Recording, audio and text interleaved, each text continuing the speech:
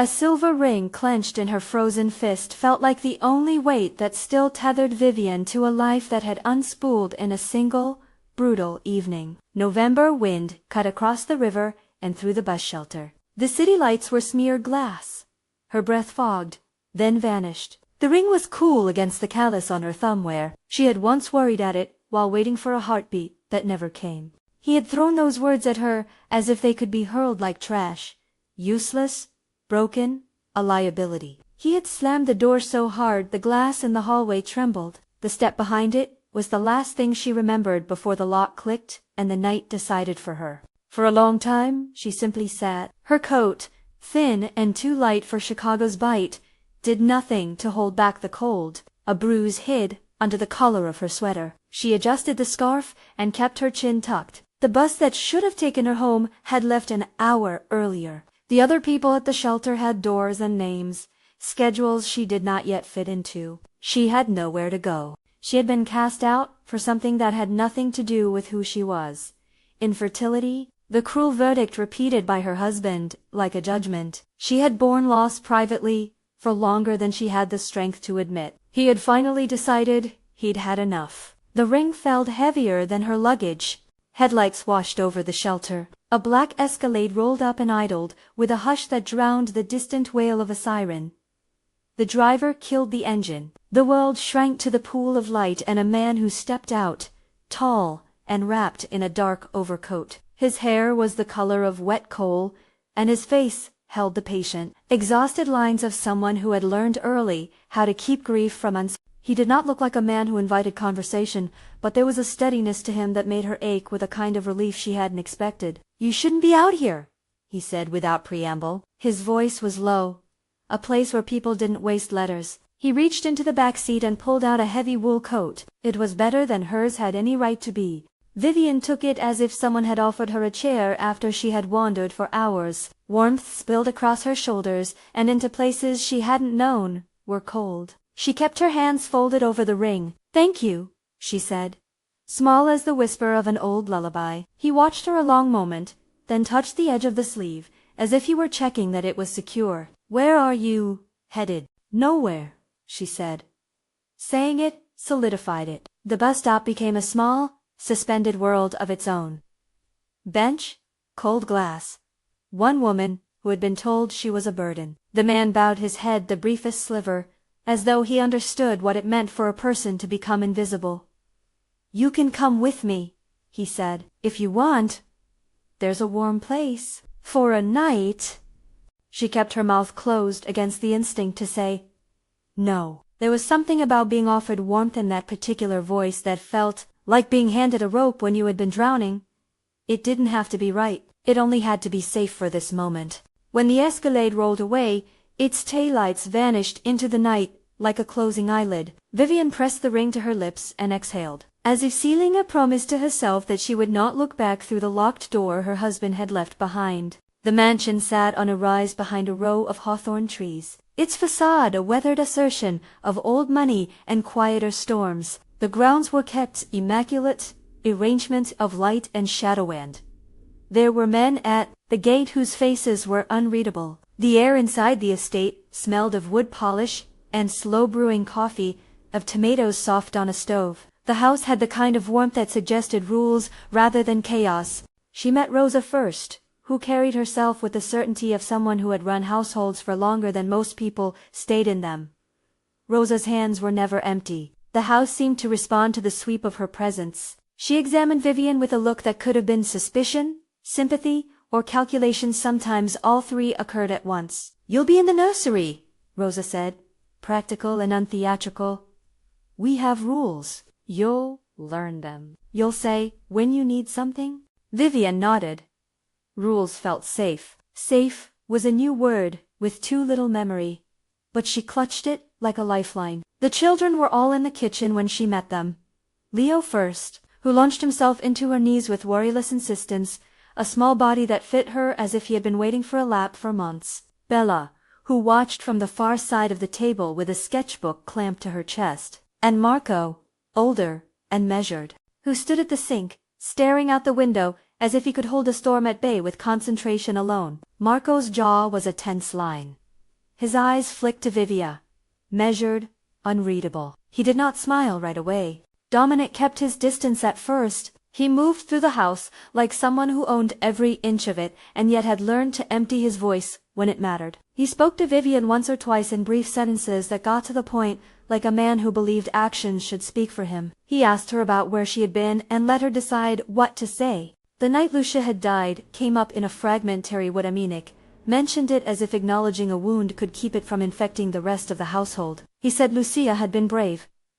He said the children were everything. There was a softness in him when he watched them that had nothing to do with power and everything to do with survival. The first morning in the nursery began with the smell of bread and coffee filtering through the corridors. Vivien woke up on a narrow bed behind a heavy door, fingers curling reflexively around the ring. For a moment she had the disorienting, faint hope that it had all been a strange dream. Then she felt the ache in her collarbone and remembered. In the kitchen, Leo announced himself with a flourish of cereal and milky smiles. Bella offered her a charcoal drawing of the house with small people etched in the windows. Maka watched from his doorway until Rosa nudged him forward with a biscuit. "You're Vivi," Leo declared later, after nights of tentative, formal introductions had softened into a simple nickname. He had the instinctive logic of a 4-year-old.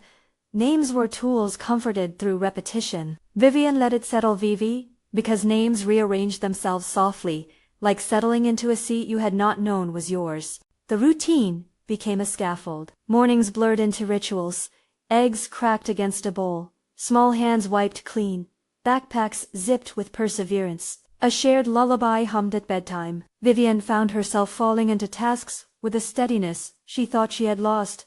Mending sleeves, tracing small letters in Bella's handwriting, cutting crusts into tiny shapes that Leo accepted with a solemn nod, the way children accept miracles when adults are looking. The ring warmed against her finger as she worked, a slow, persistent pulse reminding her of someone who had loved her before the judgment of the present. Tenderness came in small, mundane moments. Dominic would sometimes enter the kitchen near midnight and stand with his hands wrapped around a mug, silent, present. Once he cooked a shrimpu risotto and admitted with a brief smile that Lucia had taught him that dish.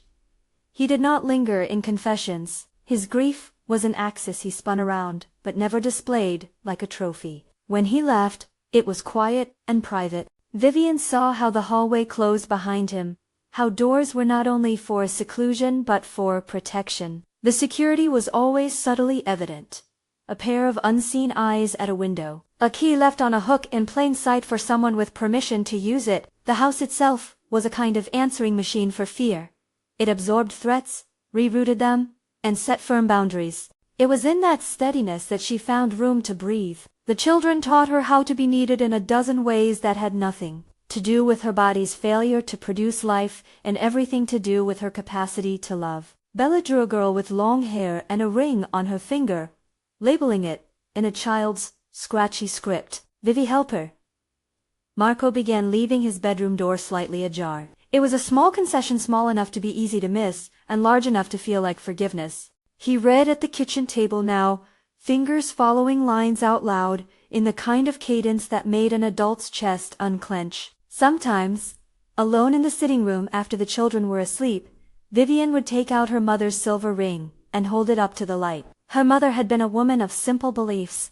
If you had work to do, do it well. If you had love to give, do not be stingy with it. The ring had been a promise, a small circle of inheritance that said, your life mattered. Over the months, the ring became a talisman of another sort. It was a steady object in a life that had been liquid for too long. It reminded her that though her body had betrayed a certain biological hope, it had not, and could not, define the totality of her worth. Within the walls of that house, she practiced the domestic arts like a reluctant, recovering musician relearning a melody. She learned to make sauce that settled like warm silk on the tongue. She learned the playlists the children liked, not pop songs that shouted but lullabies that Anna, Dominic's late wife, had favored. She hummed those same tunes until the notes folded into the corners of her days. On nights when the wind slammed the windows and the city seemed to press in, She wrapped Leo in a blanket and read stories about faraway places where children learn to be brave. Bella would lay out crayons on the rug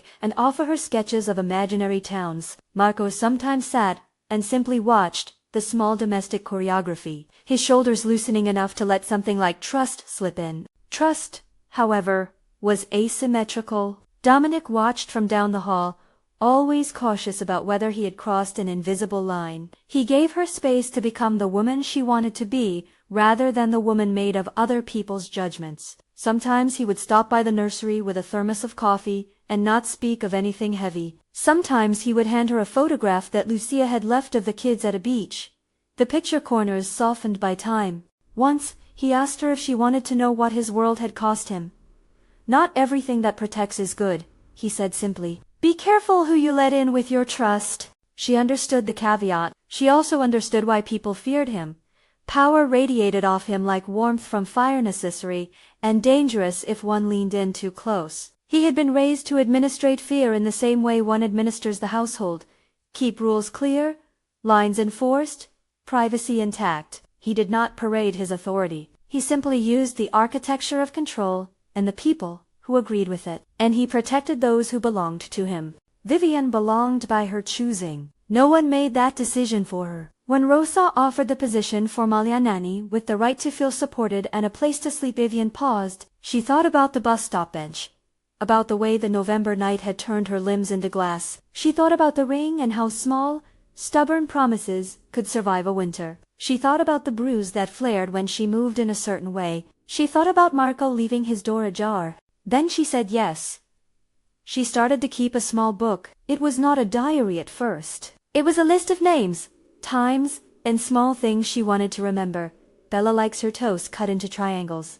Marco prefers his socks mismatched. Leo calls the kettle the thunder maker. The list was practical, a scaffold of ordinary facts that kept existential panic at bay. Gradually, private aches were written in the Margenza line like hunched at night or sleepless, 2 a.m. And then, eventually, the pages carried longer notes about what it felt like to read Marco a chapter that he actually absorbed, his eyes tracking the page instead of the world. The book grew as if by a slow, subterranean insistence, the way a scar forms under skin.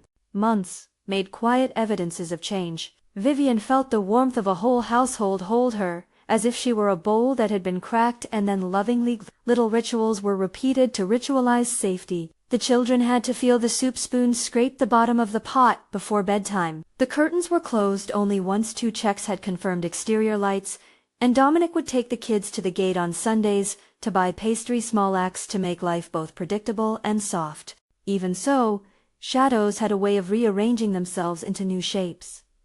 The city outside was not a storybook. It had threats that could approach as simply as a man on a bus. One afternoon, while repairing a torn corner on Marco's backpack, Vivien felt the old plant of panic press up beneath her ribs. A folded piece of paper had been slipped between the lining white paper, the kind used for bills and threats alike. She eased it free with a thumb and unfolded it. There was a single sentence, typed cleanly, clinically. "We found you." Her mouth grew dry. The ring slipped a fraction on her finger as if it had grown too large for the moment. Fear is a personal grammar. Sometimes it speaks in loud, cinematic ways. A raised voice, a slammed door. Sometimes it sounds like the tick of a clock and a thin, anonymous note tucked into cloth. Vivien did not know whether to tell Dominic and risk dragging his household into the dark or to take the matter into her own hands. She tightened the ring until its metal pressed cold against her skin and decided to tell Rosa first. Rosa listened with the exacting attention of someone who had learned how to weigh small details and carry burdens without collapsing. "You tell someone," Rosa said. "You do not let someone hide in the seams of the house." Her voice was practical, devoid of melodrama.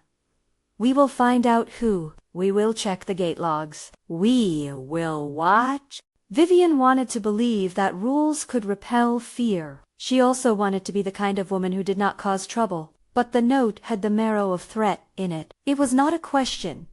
It was surveillance without showmanship. The bruise in her collarbone pulsed in time with the rumor of a city that did not let go. Dominic took the matter seriously, as one who had always been given the currency of dangerous news. He increased the lights at the perimeter and asked Vivien, the driver who had become a quiet presence at the edges of Vivien, to park in such a way that his vantage could see whoever might be watching. He did not lecture her. He offered logistics and options. He also, privately, made sure she heard that there were other ways to respond. He did not outline details. He left moral ambiguity like a taste in the mouth. That night, Vivien sat with the note between her fingers and thought of the possibilities, poraito sabe iranze, legal recourse, or the grim, nameless forces that people with power sometimes wielded as protectors. She could feel the house settling around her like a choice. She found that thought more terrifying than anything else. To accept protection that required surrendering moral control was to barter one kind of vulnerability for another. She did not yet know what being courageous would look like. Courage, in the years since she last tried to be brave, had been an obscure word. It meant leaving, yes, but it also meant deciding how to come back when leaving was no longer the only option. She thought of her mother's ring, and the small, stubborn promise it contained, not a guarantee of happiness, but a claim on her own right to exist. The note was not the end. Only a thin, insistent thread unspooled across the life she had begun to rebuild. Rosa taped it into a small envelope and slid it into the household file. Dominic kept his eyes softer and narrower. The children noticed tension, like small weather shifts, and adjusted. Marco's door stayed ajar for longer. Bella's drawings included more people holding hands. Leo hummed the lullaby in the afternoons, with an insistence that reached the corners of everyone's hearts. Days moved with an uneasy rhythm. Vivien took the children to school, straightened their coats, and filed their absences with careful hands. She came home and practiced the risotto she never admitted to loving, just in case she was expected to cook more than she wanted to. She sat at the piano in a way that felt almost obscene and let her fingers find chord patterns that were happy, but not triumphant. Sometimes she cried in the shower, until the water washed away the salt, and she could breathe again. Then, on an evening, close to the beginning of January, the gate guard brought her a photograph. He carried it as if it were something alive, folding his fingers around the edges as though to protect himself from its truth. The picture was small and crease-worn. A grainy shot from a distance, showing the bench at the bus shelter, a figure only slightly more defined than a silhouette. But there was no mistaking the angle of the jaw, the hair's particular untidiness. Tyler's face, in the photograph, was a certainty. Someone had been watching the very bench where she had knelt months ago. That single imaga square of paper with economic black and white clarity was like a match struck in the dark. Heat moved through her limbs, less from physical fear and more from a feeling that her past had found its way back along a trail she had thought destroyed. Her first impulse was to flee, to return to the anonymity of a bench and hope the city would swallow her. Her second was to stand up and count facts. She went upstairs to the nursery and checked the children's locks, listening to the scrape of metal against metal with a surgeon's concentration. Marco was reading by the lamp and looked up at her when the photograph landed on the coffee table beside him. He interpreted things differently now, as if his senses had been trained to notice the small alarms.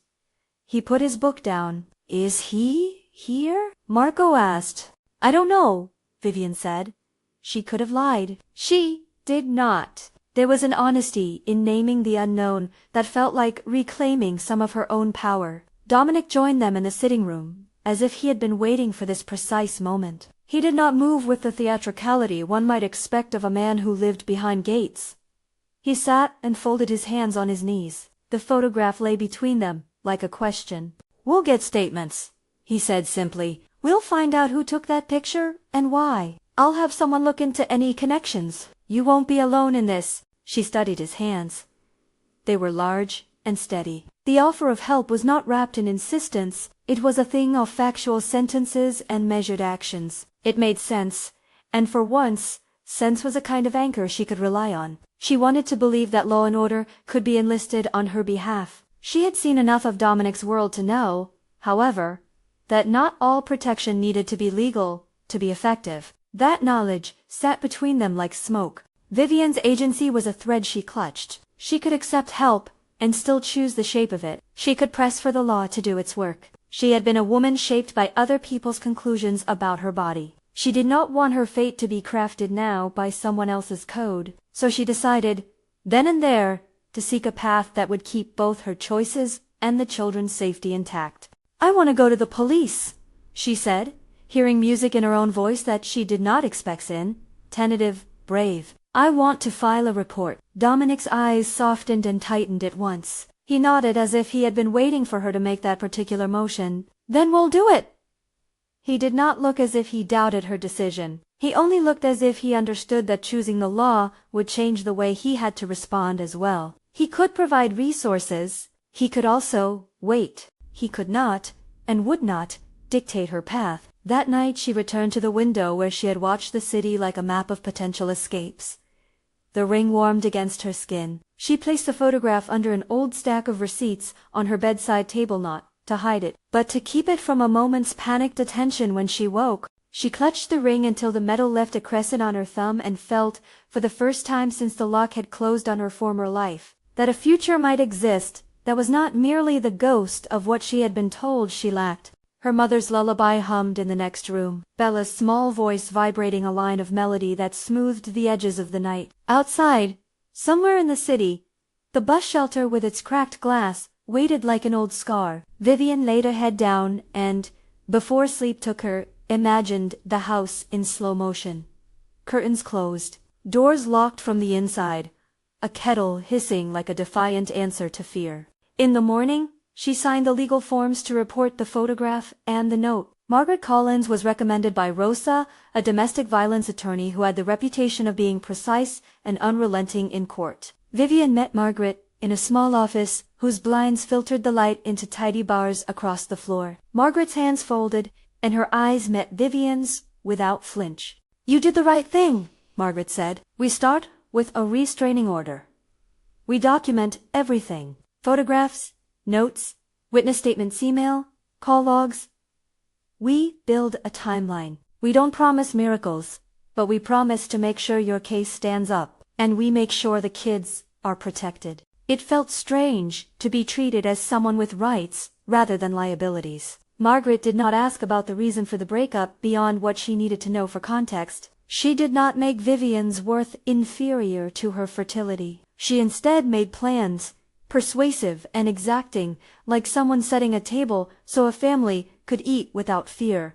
The household adjusted as if rituals were muscles being exercised back into life. Dominic talked with Vivien about practicalities, how testimony might feel in a courtroom, what a restraining order actually entails. He did not tell her his preferred methods for forcing compliance. He outlined what would happen in clear terms and insisted that the choice remained hers. He kept the promise to protect, but he also made a point of supporting the legal route. "There will be people who think they can frighten you into silence," he said once. "We don't let them." At the edges of these sensible preparations, someone began to watch. The photograph had not been a singularity. There were glimpses here and there, an extra pair of shoes outside the gate one night, a reflection in a window that seemed to linger too long. Vivien learned to measure how those moments altered the cozy geometry of the house. She learned to sleep with one ear tuned to domestic life and the other to the city's low pulse. Still, the house offered small exemptions. A pasta night, where everyone lingered over a sauce that burned only slightly. A day when Dominic took Bella and Leo to the park and left Marco and Vivien alone at the table to eat bread and talk about which books were worth rereading. They spoke carefully around certain truths, comfortable in their silence. The ring warmed as if in agreement. Vivien's life remade itself in stitches of domestic labor and legal planning. She recorded details of days in her small book until it bulged with factual anchors. Dates of calls, the names of people who had asked polite questions the day she left, the face of a neighbor who had once seen her in the hallway and smiled like a person who had something to hide. Evidence was mundane. It was receipts and doctor's notes and photographs of bruises that she had tried, at first, to deny were there. The work of assembling the past into a narrative that a court could accept felt like a reclamation of truth. And yet, beneath the ordinary, a pressure accumulated like storm clouds. One afternoon, when Vivien picked up the mail, she found a package without a return address. Inside, on top of a layer of tissue paper, was a small toy. A plastic soldier, its paint chipped. There was no note. It could have been a stray object from a market, a child's toy lost and sent on by mistake.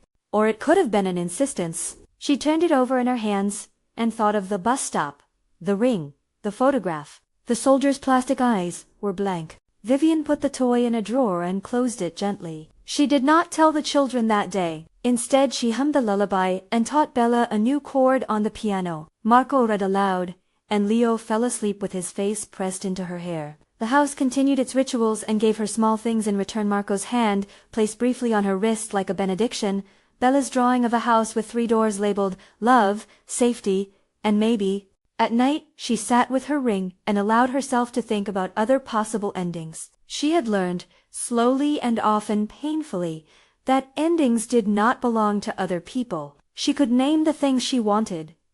A life where decisions were hers to make. Justice that did not require sacrificing truth. A family that accepted her, ring and all. The ring was a small loop of metal, but it had a geometry of belonging that was not conditional on a womb. When she walked past Dominic in the hallway one evening, he paused and offered her a small, tentative smile, a fissure of softness in a facade that had been taught to be impenetrable. "You're stronger than you know," he said. Not as praise but as recognition, the kind of compliment that undeniable facts make without frills. Vivien wanted to believe him. She wanted to keep building, brick by slow brick. She kept the photograph in her drawer now, next to the toy soldier, next to the list of witness names. These were the elements she would show the attorney when the time came. She would stand under courthouse lights and tell the facts of her life as if reporting weather, rain for certain periods, then gusts. A small, steady thaw. She would do it because it was her path to reclaiming the name she had almost let slip from her mouth. The house hummed at night with distant music. In the nursery, Leo mumbled dreams in a language of half-formed nouns. Bella's drawings dried on the table like flags. Marco left a book open in the living room, its spine soft by use. Vivien warmed her hands around a mug, feeling the heat leak into her wrists and up into a chest that had learned to hold warmth like an illicit thing treasured and fragile. And in the envelope at the bottom of her drawer, under a small stack of receipts, a new photograph waited. A man, not a shadow, his face clear this time. He smiled at a camera he did not know he had been framed for. Tyler's smile was the same as it had been in memory. Precise, entitled. The caption on the back was in cramped handwriting. "Enjoy the view," it said.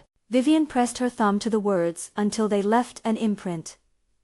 The house was a refuge. The house, she understood, could be invaded. Her decision about how to defend it had to be hers. She closed the drawer and stood. The sound the house made around her was not only safety, it was the sound of decisions waiting to be made. The city, patient and indifferent, continued to breathe outside its walls. She felt, for the first time since the November night at the bus stop, that being thrown out had not ended her story.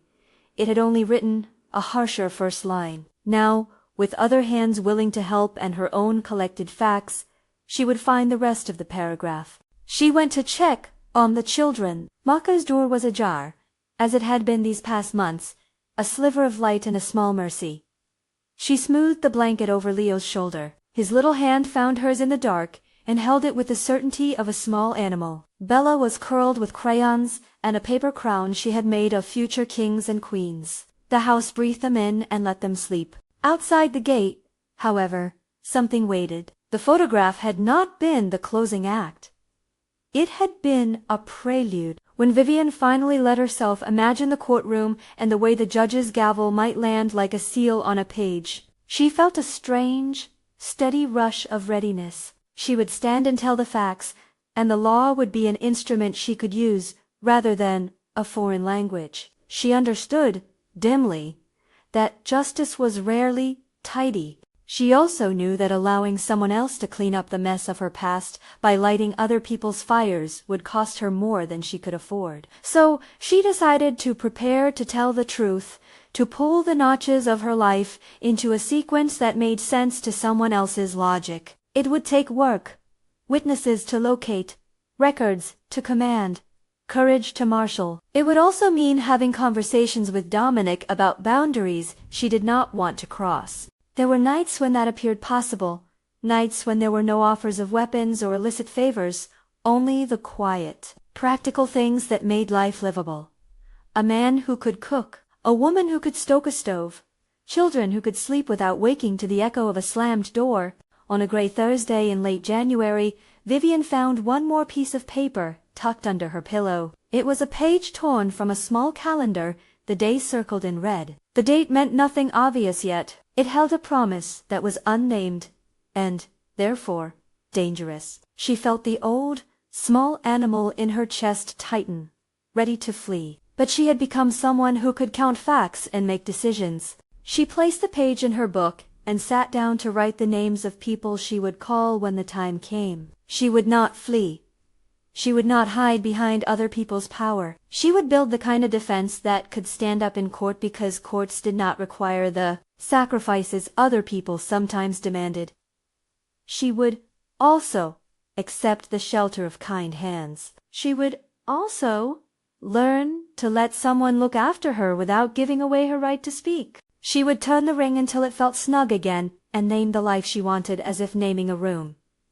This was hers. This was where she would stand. The house hummed around her, a watchful organism of light and shadow. In the top drawer beside the small stack of evidence, a toy soldier waited quietly. On the mantel, a photograph of the children with Lucia looked over them like a guardian that had given permission for new things to grow. Vivien closed the book, slid the calendar page in between pages, and kissed the ring. There would be steps to take telephone calls, a visit to Margaret, statements to compose. There would be nights when fear pressed close and mornings when the children's laughter made her chest lift as if it had been freed of a lead weight. There would also be decisions she would have to repeat. Like a man rehearses a speech, the law was not a single event, but a process, and processes took endurance. At the edge of her shelter, the city still had teeth. She was learning how to brace against them without letting them determine the shape of her life. She had been thrown out for being infertile. The world had told her she was incomplete. Now she understood incomplete was not the same as worthless. She had found refuge with a man whose world was dangerous and whose heart, in small, private moments, had room for tenderness. She chose to stay because staying meant work and because work made her equal partner in an unfolding life. When the morning light struck the conservatory and painted the floors with pale gold, Vivien opened the drawer one more time, smoothed the photograph until the edges lay flat, and set it into the file she was preparing for the attorney. She wrote down the day she had been thrown out, the date of the note, the times she had seen strangers near the gate. She drew a line connecting those events. It looked, on the page, like a sentence that might be true. She left the house that afternoon to take Marco to a chess lesson, with Bella holding her hand and Leo chattering about the clouds. The air had the clean, brittle edge of winter's promise. At the bus stop, someone glanced at her with curiosity. For a moment, for a breath, Vivien felt like an ordinary person moving through the city. She clutched the strap of her bag and thought about the life she was building, laws to be learned, witnesses to be gathered, small children to be loved, a ring to be cherished. She had been thrown out by a man who defined her by a narrow, lethal standard. She had been offered shelter by another man whose world was shadowed and dangerous. She would not let her choices be consumed by either. The photograph sat ready in her drawer like a small accusation and a promise of recall. She turned the ring, felt its coolness steady her, and pushed the gate open to go home. That night, late, when the house had finally settled into sleep and the moon spilled light across the lawn, Vivien stayed awake a little longer than usual. She folded the calendar page and tucked it into the book where she kept her lists. She wrote one line, in the margin, in her small, clear handwriting. I will tell the truth. Outside, someone watched the gate. Inside, the house held its breath. If the story matters to you, consider subscribing. There are more lives here that deserve to be heard. Vivien folded the calendar page back into the book and went to Margaret's office with hands that trembled for reasons beyond fear. She had practiced the sentences in the mirror until they felt less foreign. My name is Vivien Cole. On this date, My husband threw me out because I could not give him children. He struck me. He threatened me. Saying them aloud in a room that did not belong to the house made the memories sound less like accusations and more like facts. Margaret listened, took notes with the efficient calm of someone who had learned to turn chaos into paper, and told Vivien what she had already decided, that the law was not magic, but it was a frame she could step into. They began building the frame. Vivien gave Margaret the notebook where she had been keeping lists, dates, small events, the folded photograph, that single typed note. Margaret explained how a restraining order worked, what evidence would make it hold up, and what witnesses would need to say. We don't need perfection, she said. We need consistency. They took medical records, old slips where a physician had noted bruising around a collarbone, a nurse's note from a decade before that mentioned a history of headaches after an incident, a photograph Vivien had taken with a borrowed phone on a bad day when the light caught the purple under her skin and she could no longer pretend nothing had happened. Each piece looked ordinary on its own. Receipts, an audio-taped voicemail, a torn page of a calendar. Together, they made a pattern. Margaret set down a path that was procedural and practical. There were forms to file for the restraining order. There were statements to notarize. There were witness interviews, Rosa's steady confirmation of odd deliveries. The gate guard's log showing times and license plates. The neighbor, Mrs. Hanley, who had once heard a slammed door and had noticed Vivien's silence, and offered a polite, human smile that now felt like a favor returned. They subpoenaed the photograph's metadata and traced the call that left the voicemail. Technology, Margaret said, could be impartial when memory felt unreliable. Dominic listened in the margins, a patient presence who did not try to reshape the course of the law into his scent of remedy. He offered a room for Vivien to come back to, briefed his staff to keep too rigid quiet, and asked that none of the children be put in the position of witnessing testimony. At night, he and Vivien spoke in sentences that came slowly, like two people learning a new language. He told her about Lucia in small, honest fragments, how she had been fierce, how she had loved doing garden work with the children, how she had scolded him for being too guarded. These memories were not offered as currency, but as an explanation, a window into why the house held its particular architecture of safety. He did not ever suggest shortcuts. When Vivien asked, in a voice that had no pretension to innocence about his resources, whether he could make the man leave and never return, Dominic's gaze went shadow for the briefest moment. I can make someone leave, he said slowly, but I won't make choices for you. If you choose the law, I will support the law. The way he said it made clear the latent alternatives lived in his world. The ambiguity that hovered there was not erased, only named. For Vivien, naming greedily consumed fears power. She wanted the truth to be adjudicated in a setting that had rules she could learn. That was her assertion of agency. Dominic's restraint mattered.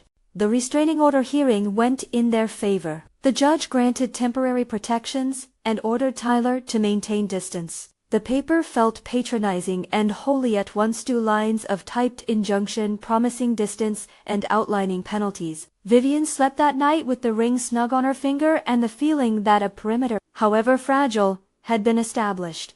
But legal paper is only an instrument. Danger does not always abide ink. A week after the order, someone followed the kids' minivan along a lane and pressed too close on the highway. The gesture was anonymous enough to be inconvenient to prove, but it was precise enough to make the children startle at a horn. Dominic tightened lines of watchfulness. Without us, he installed cameras where he could without spectacle, and had Vang sit in his car near the gate with a thermos for long hours. Vin's presence was quiet and unremarkable in the way that safety often is, the kind that absorbs a threat before it announces itself. Vivien felt watched and protected, and sometimes those two sensations braided into a vexing She was thankful for every practical measure and distrustful of being indebted to anyone's power. Then Tyler's stalking took a more deliberate shape. He began leaving messages at the florist near the gate, asking for a bouquet to be delivered to the woman who thought she could be without me. He called on blocked numbers, and once drove past the school when Marco was leaving. That last breach is what brought them the evidence that would matter most. An observant teacher, Mrs. Alvarez, from the children's school, who had seen the way Marco flinched when a man's truck idled by the curb, wrote a statement. A neighbor, walking a small dog, recognized Tyler from a distance and kept a note of his plate. It was not a dramatic moment. It was the accumulation of small attentions that formed a file. Vivien's confidence built in measured increments. She rehearsed her testimony with Margaret, who taught her to breathe in the middle of a sentence and to set aside shame as if laying down a heavy coat. Speak the truth as if you are describing weather, Margaret coached once. Rain at X o'clock. Then a shout. Then a bruise. People believe facts when they are steady. Vivien practiced saying the word infertile aloud again and again until it felt like a fact about the past rather than an indictment of the present. Saying it out loud in a courtroom would be part of reclaiming the narrative. There were nights when she woke. The house, a quiet thing, and the weight of public testimony pressed down like snow on the brittle branches outside. Marco would find her in the study, standing at the window with a mug held like a chalice. "You'll be okay," he said once, and his voice had the flatness of a child who had learned how to say things he was not permitted to feel loud. He did not need to know legal procedures. He only needed permission to believe someone would keep him safe. Vivien kept telling him they would be safe. She told herself the same. When the trial date arrived, the city had shed some of its winter hardness. There were blue edges to the sky where light pried at the smudges, and people in the streets seemed to move with a certain elastic hope that spring could be coaxed into appearing. Vivien went to the courthouse wearing a suit that fit like a new name. Margaret had been careful about the choices, nothing showy, nothing that could be used to suggest she was playing a role. Her hair was gathered at the nape of her neck. The ring on her finger was shined until it caught the courtroom light like a small defiance. Dominic came early. He said nothing until they reached the vestibule. And then, in a voice barely louder than the press of shoes on tile, told her a truth that had been growing in the margins of their half-conversations. "I will be here." His presence in that public forum, a man accustomed to commanding rooms, was therefore both a comfort and a statement. He did not take the stand to accuse. He took the bench as a witness of the household's reliance on systems that could be described and defended. The courtroom smelled faintly of old coffee and paper. The judge, a woman with a compact frame and an exacting gaze, listened as Margaret laid out the case. She called into evidence the photograph at the bus shelter, the typed note, the log of visits to the gate, the neighbor statements, and the year records. She called the teacher, Mrs. Alvarez, whose testimony of seeing Tyler's truck near the school made the paper evidence human-sized and therefore credible. She called Rosa, whose voice in the stand was steady and ordinary. "I supervised this house.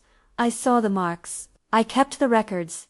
Mrs. Hanley, the neighbor, spoke in halting, honest tones about having seen a woman retreat into a stoop once and feeling the obligation to smile, but later, returning to watch the corner until she understood it held more than what she had assumed. Each witness turned mundane observation into a string of facts. When Vivien took the stand, she felt the room contract to the circumference of her meaning. She sat and said her name. She said the dates. She said the words that had been rehearsed, like prayers. Her voice shook once, but she kept going. She did not dramatize. She let the memory come, as fragments of slammed doors she heard through plaster, the taste of metal after a hard breath, the small bruise that bloomed under a sweater like a secret. Margaret had taught her how to keep the sensory short, to avoid recreating the violence in the courtroom and instead to point to the evidence that anchored it. Tyler's lawyer tried, predictably, to slice the story into pieces that could be dismissed. He asked about inconsistencies, about a moment when Vivien's timelines had shifted under cross-examination. The goal was to unsettle, to make a pattern look like a mistake. But the accumulation of evidence, the steady witness accounts, and the medical records imposed a gravity that could not be smoothed away by insinuation. When Tyler stood, his posture tried to claim the self-satisfied entitlement of someone who had never been held accountable for small cruelties. He attempted to turn the narrative by questioning whether Vivien had overstated or misremembered. Margaret's cross-examination reminded the room, gently and relentlessly, that memory exists within patterns, photographs, dates, neighbors' observations, then that patterns are what courts are for. At one point, Tyler lost control. He shouted across the room with ragged, entitled anger. accusing Vivien of fabricating evidence, of wanting to ruin him, of fabricating the past out of spite. The judge silenced him with a look that had no patience for performative rage. The court officers clicked the cuffs on him for contempt after he refused to be quiet, and the sound of metal on metal made the room inhale. It was not the sound of a cinematic victory. It was the sound of a man's temper running out of legal space. For Vivien. The click of those cuffs was both terrifying and strangely finale punctuation to a sentence that had been left open for too long. When the jury returned with a verdict, the room thinned into a simple, bright focus. They found Tyler guilty on charges of stalking and assault. The verdict did not erase what had happened. It did not erase the years of private shame or the early nights on a bench, but it did make a public recognition. The words written in her notebook matched enough of the world's facts for others to say, yes, this happened. The judge issued a permanent restraining order, and Tyler was sentenced to a period of incarceration with mandated counseling, a legal outcome born of evidence and law rather than vengeance. Outside the courthouse, the light felt different, not because the weather had changed but because people's choices had been recognized by an impartial instrument. Vivien stood for a moment with Dominic at her side. She felt, unexpectedly, the weight of the ring in a new way, as if it were not just inheritance, but evidence of her endurance. Dominic's hand found hers and squeezed. A silent benediction that did not claim ownership. The weeks that followed were a careful Vivien found the house easier to enter. The children came home from school with lighter steps. Marco began to speak more in conversation, offering opinions about chess openings or complaining about the spelling of a difficult author. Bella's drawings filled the fridge with scenes of houses that had multiple doors, one labeled safe, one fun, one open. Leo started to call Vivien by her full name when he was feeling solemn Miss Vivien, and then, unbidden and delighted, shortened it to Vivi with such reverence that she felt something unglued inside her chest and fall gracefully into place. Dominic's distance softened in small, significant ways. He lingered after meetings in the kitchen and asked Vivien about the recipes their household liked. He helped with bedtime rituals sometimes, kneeling on the nursery floor to knot tiny shoelaces, his large hands becoming instruments of ordinary tenderness. He never made grand declarations. His changes were practical, letting Vivien make the call about school pickups, accepting that she would have a voice at table meetings, listening without the need to fix immediately. In those polite acts, the shape of partnership took root. They did not hurry romance. If anything, the household's slow rhythms allowed the possibility of affection to grow as an accumulation of small trusts rather than a sudden blaze. There were nights when Vivien and Dominic sat on the library sofa while rain knitted the garden into a wet tapestry, and they read aloud from the same book, trading passages like gifts. There were mornings when they cooked together, Vivien stirring, Dominic chopping, sharing quiet jokes about burnt garlic. Their intimacy was domestic, defined by time spent in lieu of grand gestures. Love built. In other words, like a habit of kindness. One spring afternoon, Dominic asked Vivien to walk the garden with him. The air smelled of thawed earth and the faint, honest sweetness of hyacinth. He led her to a small bed where Lucia used to plant tulips, and told her, with a steadiness that had in it a nervousness she recognized from the early days of the household, that he wanted the children to have both adults in their lives who cared for them in a particular way. He asked if she would consider marrying him, not because marriage would make them safer or because it would erase what had happened, but because he wanted to build a legal and social partnership that would transform his household's lines of authority into something shared.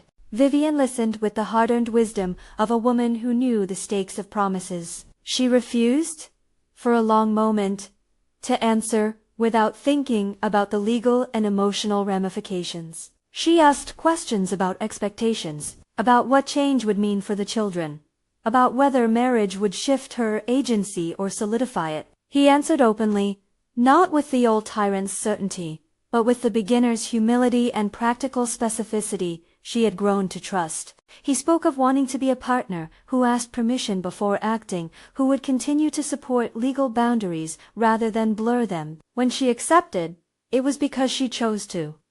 She did not take his name because she was incomplete without it. She chose it because she wanted to belong to a family that was being formed by mutual care. She chose to become Vivien Rossi because the name felt like a door one she could open or close as she liked. She made the decision under no pressure but under the warm, steady confidence that the man beside her understood the depth of her wounds and had chosen to live differently.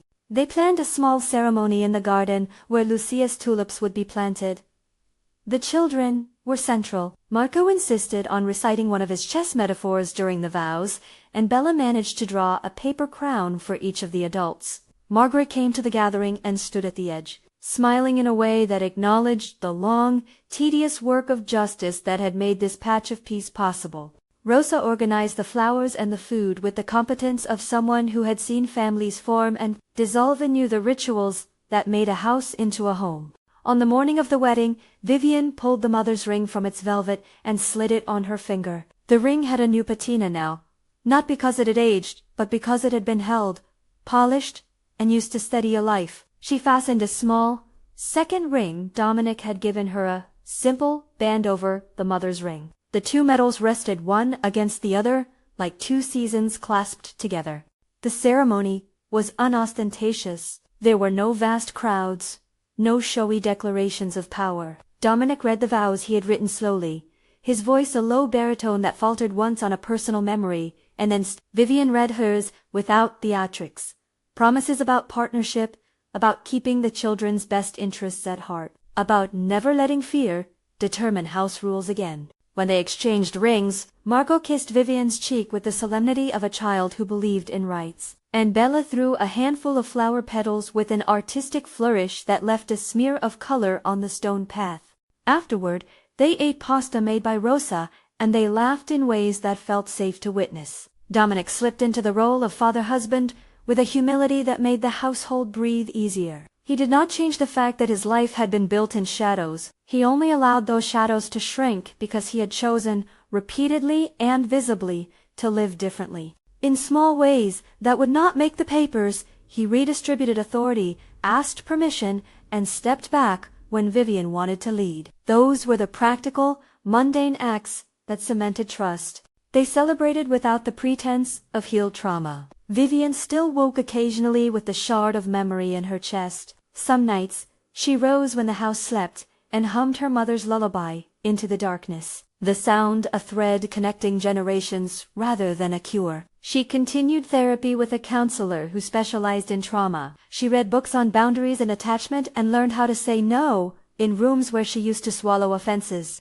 The children, too, healed in nonlinear ways. Marco's anger softened into protective tenderness. Bella's drawings acquired more open spaces, and Leo announced, one afternoon, with the earnestness only a 4-year-old could muster, that Vivien was his mommy in the way that made everyone laugh and cry at once. In time, the manuscript of evidence that had been used against Tyler felt like a ledger of sorts.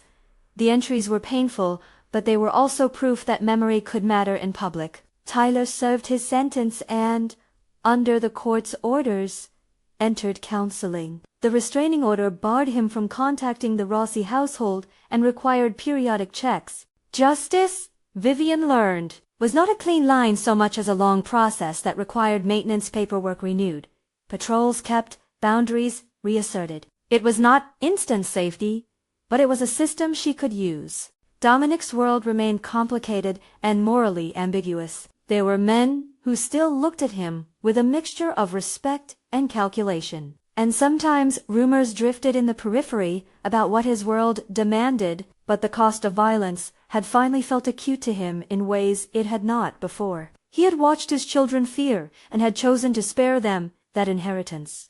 In private moments he would think of Lucia and of the house she had wanted, and he would say no to expediency because there was a human price his conscience would not allow him to pay. His restraint became a trait not of weakness, but of intentional, steady betterer. To Kia. Years later, on a spring morning when the tulips had multiplied and the hawthorn trees were swollen with green, Vivien walked the garden with Marco and Bella trailing behind, each carrying a small spade and a packet of seeds. Leo stamped in a puddle and declared that he was the official guardian of the kettle, which made everyone laugh. Rosa watched from the kitchen window, her hands folded, and a contented smallness marking her face. Dominic came up behind Vivien and placed a hand on her shoulder. The gesture, natural and unremarked by anyone who knew them. Vivien paused by the bed of tulips and put her hand to the earth. It was dark and rich, smelling of damp life and possibility. She had been thrown out for being the accusation had once felt like a final verdict on her personhood, standing now between the children she loved and the man she had chosen. She felt the absurdity of a world that equated worth with biology. Her life had been remade by choice and labor, by law and by the quiet daily rituals of making food and reading aloud, by the music of a small boy humming a lullaby in the afternoons. She turned the mother's ring until it caught at the light and felt, in that small, circular motion, the continuousness of her story. Names had shifted. Vivi was a laughter from Leo's mouth. Vivien Rossi had become a legal fact, but her own center had rearranged itself not by erasure, but by she was not defined by absence any longer. She was defined by what she did. The dishes she washed, the children she bandaged, the files she kept, the courtroom where she had spoken truth to a man who had believed his entitlement was license. There were nights that still required courage. There were paperwork renewals and the occasional notices that made the house pause. But Vivien had learned how to hold her breath and then begin again. Her voice had weight. Her decisions had consequences. She had chosen the legal path. She had chosen the domestic path. She had chosen a husband not because he commanded power, but because he had chosen restraint and the slow work of repair. When the family gathered that evening at the long table, pasta steaming in bowls, candles guttering, laughter spilling in small, grateful bursts, Vivien looked at the children's faces and then at Dominic. He lifted his glass in a small, pradibeta salute. To this house, he murmured, and to the people who keep it honest. They ate and passed bowls, and so one could agree who put on the old lullaby that used to fill the nursery. Vivien began to hum along, more softly than the children, and the song hung in the room like a braid tying them together. Marco reached across and took her hand, squeezing it with the solemnity of someone who had been through a storm and now knew how to build a shelter. Bella leaned her head on Dominic's shoulder and sketched, in the margin of her napkin, a small house with 3 doors, one labeled love, one safety, one open. Outside, the garden held the shadows of the hawthorn trees. The gate stood as it always had, locked to strangers, open to those who belonged. The city beyond still breathed and held its indifferent teeth. But inside the walls, a different order had been made.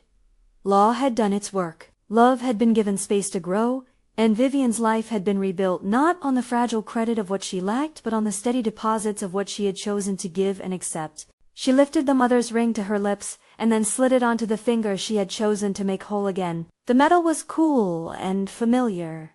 It fit. She said her name aloud, not as a petition, but as a statement. I am Vivien Rossi.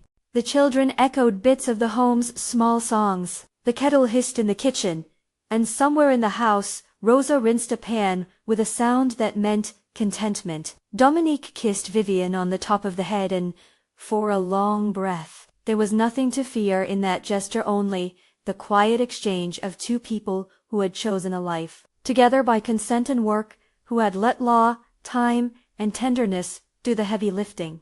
If Vivien's story moved you, please like and share. Stories of survival and second chances deserve to be seen.